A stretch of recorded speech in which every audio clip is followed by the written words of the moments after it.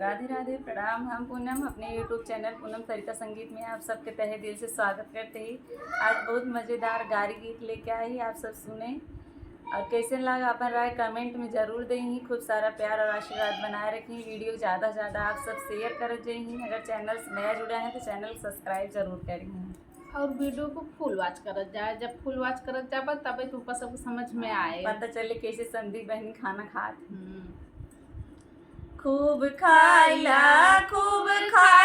ये समधी बनल रसेदार। खूब खाइला ये समधी बनल रसेदार। खूब खाइला ये समधी बनल रसेदार। खूब खाइला समधी गई बहनिया सोई सोई खाई भुइया लोटी लोटी खाई। खाए के बाद उनसे उठलो न जाए। खूब खाइला ये समधी बनल रसेदार। खूब खाइला ये समधी बनल रसेदार। खूब खाइला ये अगुआ बनल रसेदार।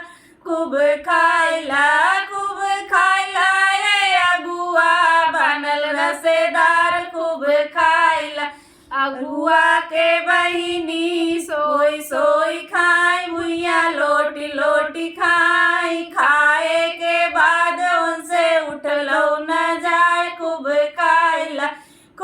खाइला ये अगुआ बनल रसेदार। खूब खाइला ये अगुआ बनल रसेदार। खूब खाइला ये दूल्हा बनल रसेदार। खूब खाइला ये दूल्हा बनल रसेदार। खूब खाइला ये दूल्हा बनल रसेदार। खूब खाइला दूल्हे के बहिनी सोई सोई खाए भुइया लोटी लोटी खाई। खाए के बाद उनसे उठलो न जाए। खूब खाइला ये दूल्हे बनल रसेदार। खूब खाइला ये दूल्हे बनल रसेदार। खूब खाइला ये भसुरू बनल रसेदार। खूब खाइला ये भसुरू बनल रसेदार। खूब खाइला भसुरू के बहनिया सोई सोई खाए भुइया लोटी लोटी खाई। खाए के बाद उनसे उठलो न जाए। खूब खाइला ये भसुरू बनल रसेदार। खूब खाइला कुल बरतिए बनल रसेदार। खूब खाइला